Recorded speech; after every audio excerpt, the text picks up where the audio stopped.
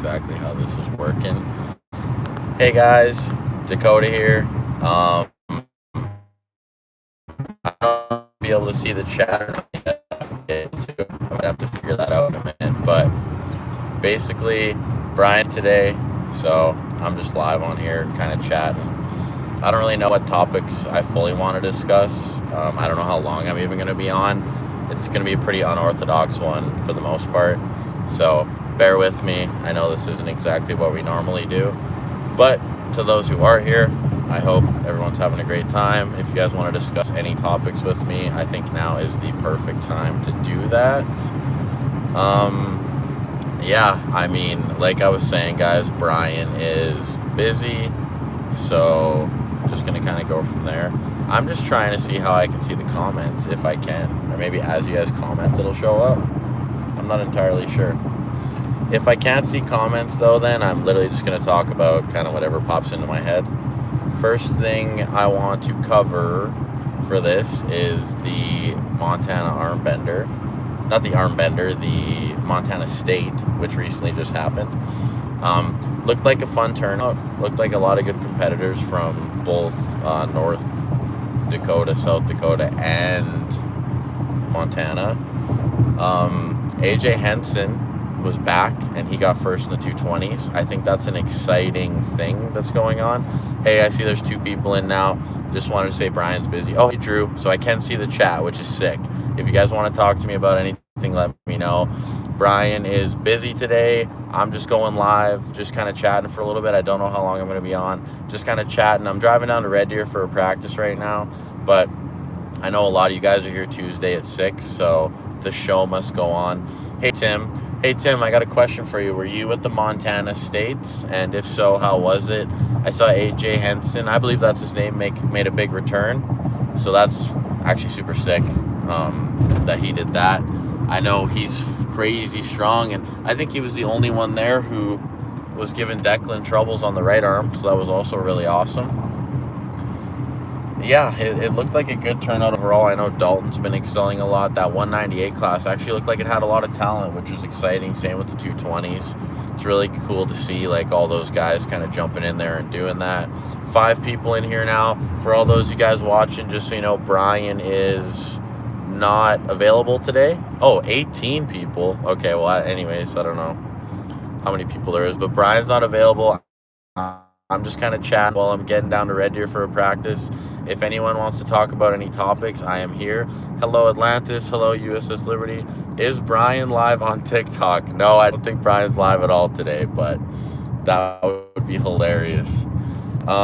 Yeah, guys, I mean, I'm just blabbering to blab on. I'm going to be checking the chat as I'm driving. If there's any topics you guys want me to discuss, any questions, I'm here to talk about them. So I was just talking about Montana States. Oh, from the Philippines. Well, thank you for joining. I appreciate that. Make sure you like and subscribe. This isn't exactly our normal format, but we do go live every Tuesday at 6. And even though Brian's not here, the show's got to go on, guys. So I love seeing all you guys in here just willing to chat with me and having a great time. So where was I?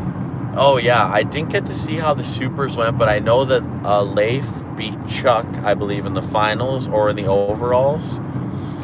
Tim is saying, yes, I was. It was really good. Took 3rd both arms in the 98 amateurs and 4th in the 154 pro. Hey, good for you. That seemed like a really good turnout, so that's awesome that you pulled amateurs and pros. I highly recommend that to anyone who's new. I always think it's a great time when you kind of experience things like that. AJ Henson took overalls left and Leaf took right overalls. Did AJ and Leif pull on the right arm, or did Chuck and AJ pull? Because I think that I'm kind of curious how those went. That's one thing I will say this, guys. If you're having a tournament, I really hope that you take some time to have a live stream, even if it's something just like what I'm doing right now and setting up a phone and everything. But I do think it's important to have a live stream so people can see it. It just helps your tournament grow, helps a bunch of stuff like that. All those good things. I see a comment here. I'm just changing lanes and then I'll look at it. If East versus West said competitors can't pull GVW, how does Nugo have a match on both cards?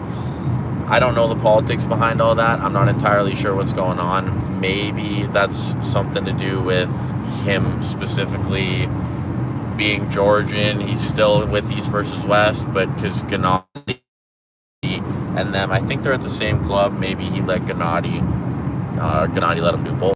Not entirely sure. Leif cleaned house on the right. That's good. I'm really glad. I always like to see him do well. He's just a stand-up guy, so that's always a great time. Yeah, I wish I could have made it down, but I just got stuff coming up here and there. Even with Grand Prairie this weekend, I really want to be there, but I'm emceeing a wedding, and it's just busy times for me. Was Trump being a president? Well, he's still president. I think he's, running the country. I'm not going to dive too far into politics here. I'm going to talk arm wrestling, but yeah, just overall quite a lot of fun stuff coming out of Montana as usual. I know the Armbender's coming up. Alberta, we got Grand Prairie.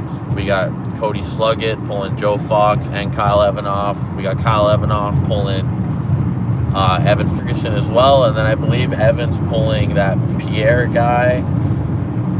And then we got Ambrin Drouse pulling Maria Peterson. Now, for those of you who don't know this, at Nationals this year, Maria Peterson lost to Ambrin. So this is kind of like Ambrin proving that she holds that spot and there's no one who can say anything different.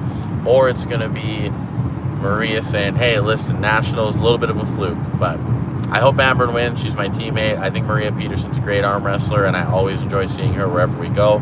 But I got to cheer for Ambrin. I like Jeremy a lot. That's his daughter, and I really hope they go and get the win. I think that'd be great to see. As well with Cody, I'm interested to see those matches. I think Cody's a heavy favorite, pulling Kyle on the left arm, but I think that Cody is generally an underdog on the right arm against Joe Fox. So it'll be interesting to see kind of how we adjust into both matches, how both arms perform, a lot of things like that. I'm really curious to see it. It's just super exciting. And then after Grand Prairie, we got Lethbridge in October. I know a Montana guy's coming up. Andrew Quintana has a super match there. I'm really excited to see where that one goes against Mike Schaff. A lot of other amazing matches. Tony Tomlinson, Dustin Houghton. I mean, that's as high-level left-arm match as it gets, really, guys, especially for Alberta. Seeing stuff like that, it's really awesome. Yeah, just a lot of exciting things ahead. I think that the sport itself is really evolutionizing. It keeps going forward. See a lot of these random tournaments coming up that, well, I shouldn't say random anymore, but they used to be random tournaments.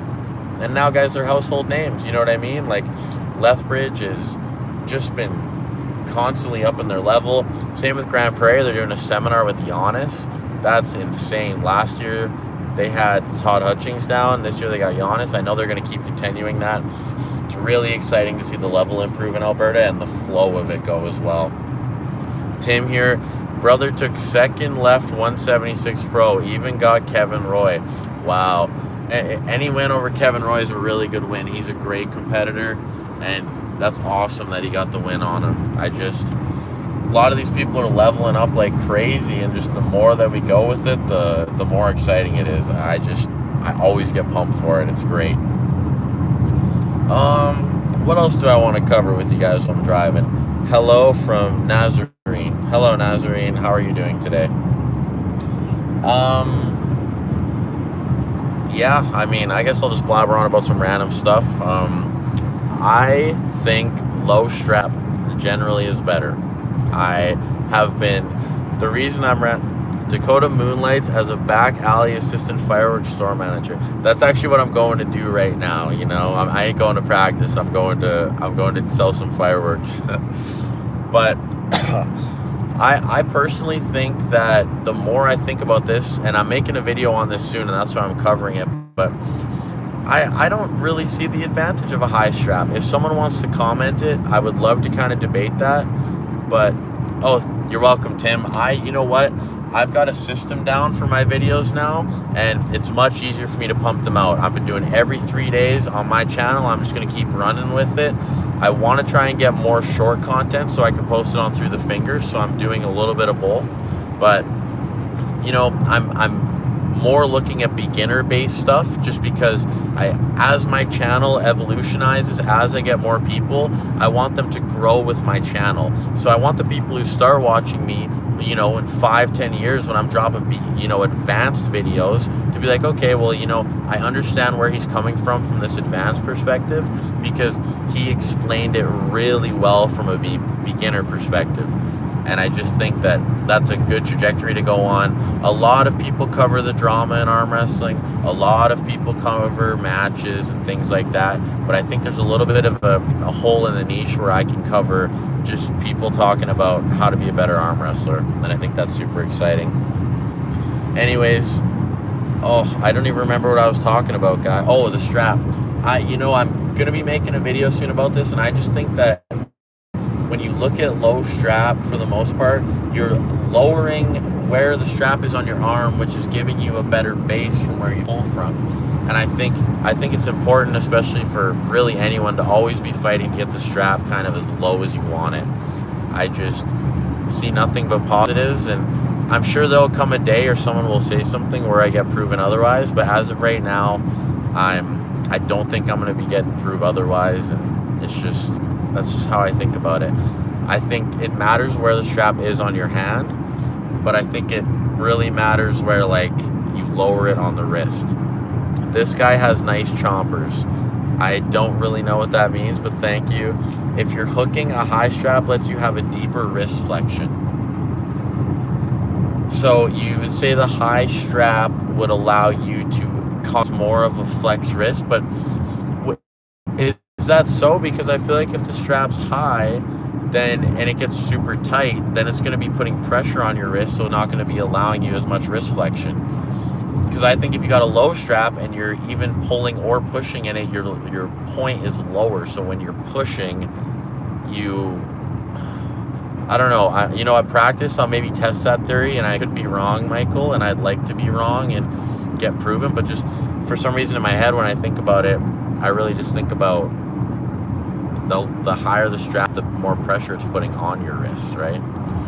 Used to be a store stock boy until the first assistant's manhandler died faulty jumping frog.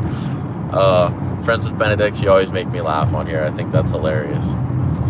But yeah, and then, I don't know, I'm not a big believer in the buckle causing problems either. I think the only thing that the buckle does that can cause people problems is if the buckle's on your hand and it gets tightened. When it's getting tightened, it's pulling your webbing downwards, and as that's pulling your webbing downwards, if you're not fighting the up pressure that you should be fighting in the strap, that's when people are like, oh, the buckle got me.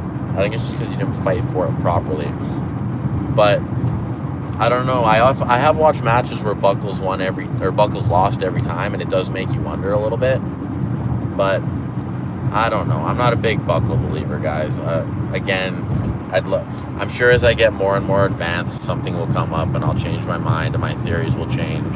And, that is something that I've also noticed just lately is people's theories are always changing. Look at Devin and Michael Todd. I just saw Michael Todd posted a video where he's now using two arms the person who's arm wrestling him is using two arms.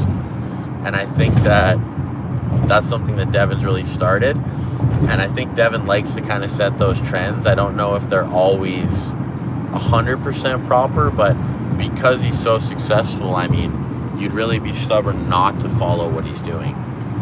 So it's interesting to see. We'll have to see what happens, guys. I'd really like to hook, but I struggle when strapped up. You know what, Tim? I think that goes off what we were talking about yesterday before I got off the pod with Jody Williams, was the strap is a completely different game. Like, when you are really good outside the strap, you might not always be good inside a strap. So it's like always super depending on your techniques in and out of and how much you pull in them to really kind of advance you to that next level. And you can be one of the best pullers outside of the strap, and you could go up against someone in the straps and it could just completely throw you for a loop. It's actually crazy how that happens. So it's definitely something that's interesting to consider, and you really have to constantly be thinking about techniques inside and outside of the strap and just how they all work, in my opinion. What other topics do I kind of think? I mean, I've said this in lots, but I think that top roll in its purest form will always be a little bit more pure than hook in its purest form. I think that hook is a lot more taxing on your body. Like, don't get me wrong, I love watching people get into hook battles. If you're a person who hooks, I think that's great for you. But I think I worry about, like, elbow longevity. Like, there's people who do it lots, but it's just, you got to do it properly, and you got to really have it fabricated in order to kind of get exactly where you want to be with that. And I mean, I don't know, it just seems, it's like we were talking about with lifting weights. The more you lift weights, the more you like to hook, because you get into those kind of hook positions and stuff, and I think that's a good thing. But once you kind of teach yourself that you want to be a top roller, you want to have back pressure, you want to roll out, you want to do things like that, I think that a pure top roll is just the way to go, the high posting top roll. There's variations, there's that low hand, there's a king's move, but executing that nice top roll, guys. When you're in a tournament and you got to go through 6, 7, 8 guys, and you got to hook battle every single one of them, and there's the bracket who's just been top rolling through everybody, and you're that strong, it can be really tough to come back from. So, yeah. And what other events do we got going on? Does anyone have any events that they want to comment that's being missed on or anything like that? I'm more than willing to promote anything.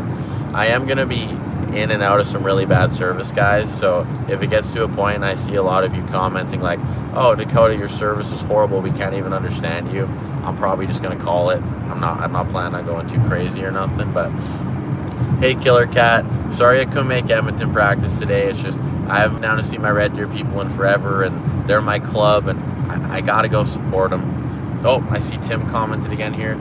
I am way stronger in the hook, but once again, I got a deep hook with Andrew Wiedebusch and hurt my elbow. Made me have to readjust, losing the match. Yeah, and I say that, I've said it again. Elbow injuries are bound to happen. It does suck, especially when you're hooking like that, but you got to adjust. You got to find ways to get through it. And, Tim, all is going to happen. That elbow's going to hurt. You're going to come back stronger. You'll probably be a top roller. Chris, you're not even going to practice, man. You can get this anytime you want. You can get my little stick arm anytime you want. I'm just kidding, man. I'm just bugging you. I saw you working away anyways, but yeah, Killer Cat, once again, I'm sorry, man, but we'll meet up soon. We'll figure it out. So I want to get you practicing lots, get you trained up, be a machine. Knew a kid that wanted to be a firework builder when he was in high school. His lock got raided, and so did his house stash of supplies. Not even joking. That's the thing, man, especially in Canada. Like, it's not like you just go buy fireworks anywhere. You see the stands that say fireworks, and you're like, holy smokes, like, are they even doing that? So it's interesting. E-Ton said hi. E-Ton, how are you doing? Make sure you guys drop comments. I'm really just kind of setting this up. I want to debate certain topics. If you think there's a hot take in arm wrestling, that's good. Let's talk about it. Michael brought up earlier, he thinks high strap is better for a hook. I personally actually haven't even really tried that. I'm always a low strap guy. I'm going to give that an attempt and see what happens, but go from there. Hey, Dad, what's up? Went from being on the phone with my dad to talking to him through this live, hey? But Dakota, you're still excited for practice even without me there? It's second practice. Well, second practice ever is awesome. Train hard. Make sure you chat with everyone there. Tell them all you know me. Tell them you want to learn some things, and everyone there is going to be great to you. Make sure you talk to Kathy. She's awesome. She's head honcho. She runs everything everywhere. So that's always great. But yeah, guys. Again, topics. I want to sit here for a minute while I'm driving and do something fun. I've said so far, I think low strap is, overpowered, and I think that a high top roll is the best move. We were talking about injuries a little bit. Tim brought up that he's hurt his elbow going into deep hook with Wiedebusch, which, I mean, he's a guy you don't want to go into a deep hook with anyways. He's so strong. Tim, if you're still there, you should let me know. Did Wiedebusch end up winning his class? Because he felt really good at the Armageddon, and he looked good against Austin. I don't know if Hunter showed up, though. I feel like Hunter's probably the favorite still. So, very curious to see kind of how that goes. Back to a comment I saw earlier talking about GVW versus EVW. I know that GVW's got athletes and everything, and I'm not entirely sure what they're doing there, but it was brought up that Nugo is in both. So maybe, you know, if the athlete talks to GVW nice, they can still have a match there. I know Ryan Bowen said he was offered for both, but he just actually got moved over. Bowen moved over because the offer was better, and his now wife, I believe, I think they're engaged, was able to do that. Wiedebusch took first both arms. Hunter did not pull. That makes sense. I'm really happy for Wiedebusch, actually. If he sees this, or if I'll send him a message, but good job. He's definitely been feeling strong, and I think he deserved that class win. I was really impressed with how his top roll felt when we pulled him. His little brother, Tyler's a force, too. He's got to keep training hard because he's going to work his way up there as well, and I think that's really exciting for them guys down there. Buckle position on the back of the hand when tightened, such as to low, making the buckle easier to loosen because the buckle doesn't pinch properly. Hold on, I got to read that one more time. Oh yeah, I see what you're saying, like just the buckle positioning. I believe that's important. I think that the buckle can cause some trouble for inexperienced people in the strap, but I believe that if you're an experienced strap puller, that for the most part you will be okay in the strap. That's just kind of my opinion on it. Killer Cat, oh, I got a belly on me right now. I don't know if you can see that, but I think I'm around 210 right now, so I'm feeling pretty good, feeling strong at this weight. Any serious stuff coming up, like I'll be pulling a Travis Robertson's event in November. Guys, that's going to be a sick event. I am so excited for that event. My dad's got a match on there. I don't know if I can say against who yet, but we're going to get him trained up. I want to pull both arms. Travis's events, I always like to try and pull both arms, whether it's one person, two people, doesn't matter. I got to talk to Travis if I can announce these or not, because I've heard of a few good ones that I want to talk about, but he levels up his events every year. He gets great sponsors, and he always comes in and puts on a great show. Last year it was unfortunate. He ended up tearing his left bicep, so he didn't get to pull. But, you know, he really puts a lot of effort into it, and you notice it when you're there. You feel the love. You feel all of it. Christian D, are you going to Lethbridge October 11th? I'm hoping to go to Lethbridge on October 11th, but I have a birthday party right now that I've got to talk to my family about. I don't want anybody upset if I don't make it, so I really hope to kind of adjust all that stuff and work for it from there. Dang, bro, 210. I'm only at 650. Definitely like a Q-tip with 6 feet. Hey, 6 feet's a good build for arm wrestling, though. If long enough arms, at 150, that puts you in a really advantageous position because there's not a lot of 154s that are as tall as you. And I mean, even look at Wiedebusch. He's around that build, I would say, and he's a force. His top roll is awesome. He's just all tendon. He's a really good puller for 154. So, you really like Robinson's event? Yeah, Travis Robertson. He's got his event. It just shows a lot of soul, and you know, it's the only event that I know of where you lose and you make money unless you're like an elite, and that just goes to show. And what's going to happen is every year people are going to start more and more wanting to be on this card. So my recommendation to anyone that wants to be on there, get on while you can, guys, because there's going to come a point when Travis Robertson has a ton of people asking him, and you got to, you know, have a bit of a resume built up, or you got to know him and have him want to be pulling on your event. So I think those are two very important things. Okay, guys, I'm worried. I'm about to go down a hill, and I know it's really bad service here, so I hope I don't lose you guys. My favorite Canadian movie, Slapshot Goes Hard When Drunk. Oh, you know what? I don't even know, like, what movies are strictly Canadian, to be honest. I'll give that one a thought while I'm talking, but solely versus Saskatchewan. I think Travis Robertson tries to keep it Alberta versus Saskatchewan, but I do also think that he would probably make some exceptions here and there. And then with Lloyd, it's tough because you can consider Lloyd Club guys from both regions and all that stuff, but I'm really curious to see who Travis ends up pulling at his own event, because that event is usually a good time. But I think for the most part, yes, it is Alberta versus Saskatchewan with maybe a few exceptions here and there. Yo, make sure to be careful and watch the road. Yeah, don't worry. I keep my eye on the road for the most part, but I just look down and check chat, and that's why you guys kind of see me looking off. My phone camera's all over the place, but 9 likes on this. You know what, guys? I love that I can just hop on here, sit here and yap and chat with you guys and get all these likes. I really appreciate it. Again, for those of you that weren't here at the start, it is Brian's busy today, but I thought I'd go live for, you know, even a half an hour or something and just chat with you guys. I know this is our time, so I appreciate everyone who comes on here and takes some time to listen. Some movie made in France would be the most Canadian movie. I mean, yeah, depends what area of Canada, I guess, and stuff, eh? Oh, 11 likes. Thank you to everyone who hit the like button when I bring that up. I think that's awesome. If you're new here and you enjoy, make sure you subscribe. It's, you know, it's a party every Tuesday. You know, sometimes Sunday, Monday, we just randomly go live. We really love doing this for you guys. It's really important to us. And so I think we just try and do as much as we can, just in any way. We like talking about the stuff, going from there. So, yeah, I mean, it's just really, really fun. And I love the fact that I have a chat here where I can just, I've pretty much been occupied talking to you guys all the time. I brought up a few opinions, but answering the chat's my favorite thing to do, interacting with you guys. That's one thing I always try and do, whether it's on here, whether it's, you know, in person, my YouTube. I try answering all the comments I can and, you know, just going from there. Dakota, make sure not to forget me when you were #1 in the world. If you had 1,000 fans, I'd be one of them. And if you had one fan, I'd be the only fan.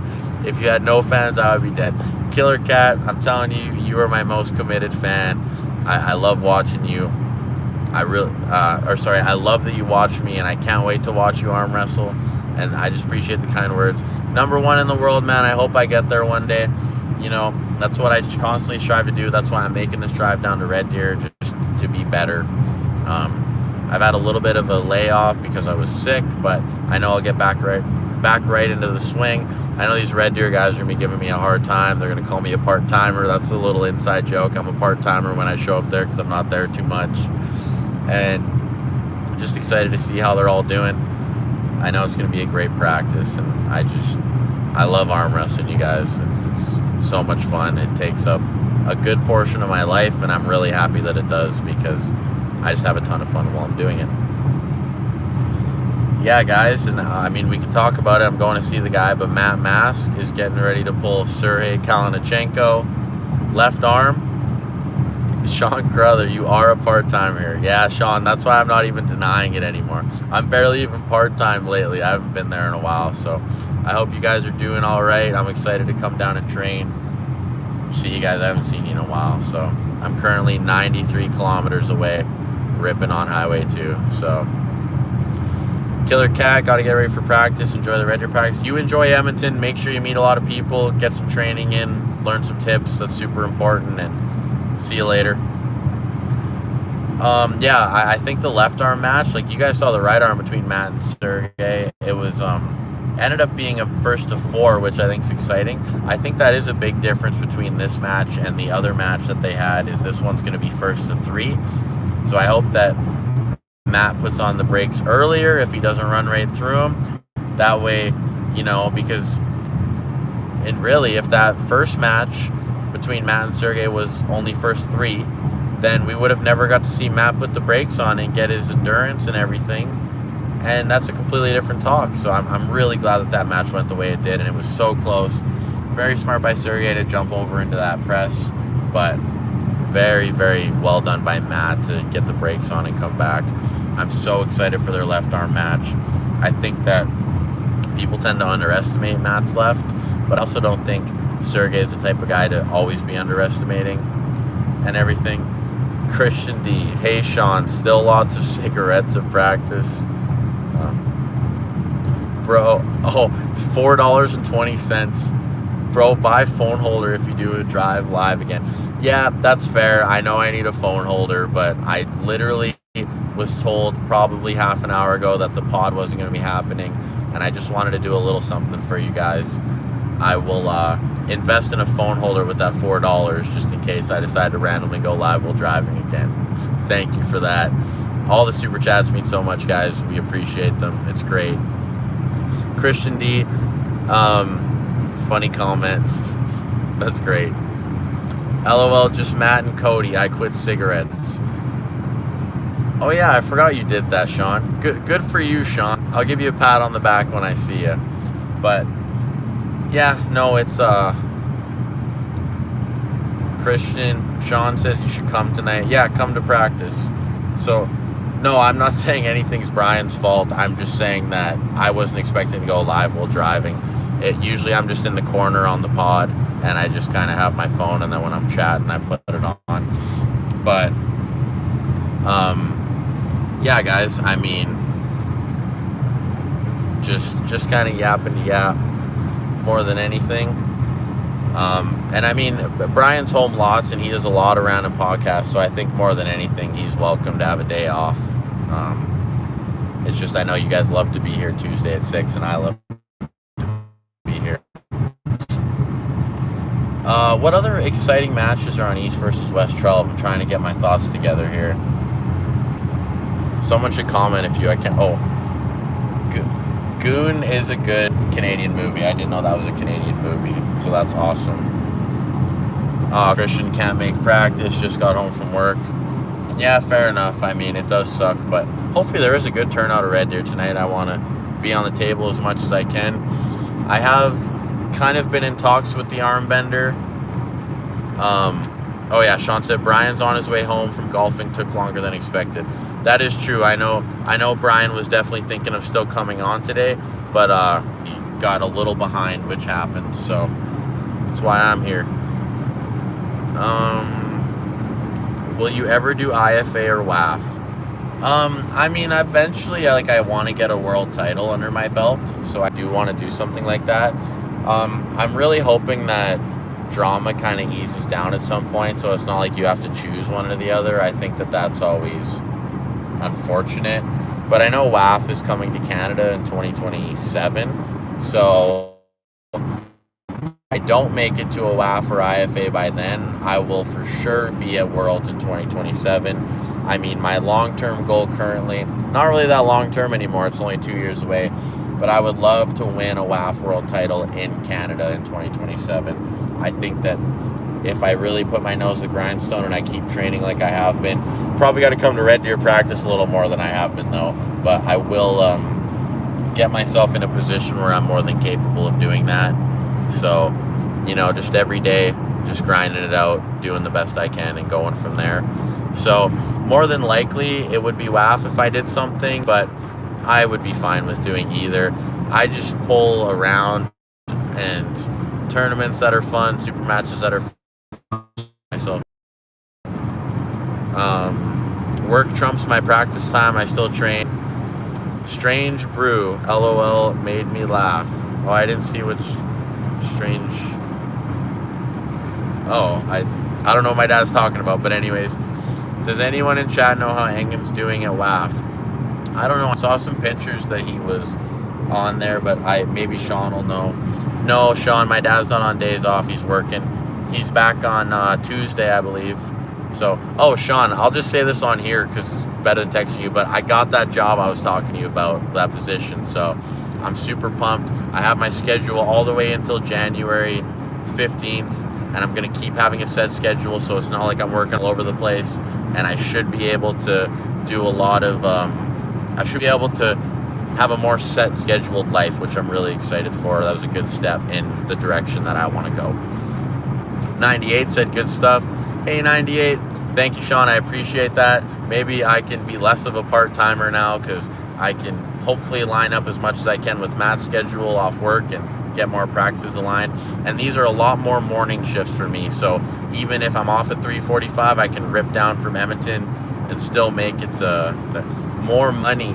Yes sir, I get benefits. I get a nice health spending for, can buy a bunch of arm wrestling stuff with it or all that good stuff. So my dad's will work till the 24th. That's when he's back.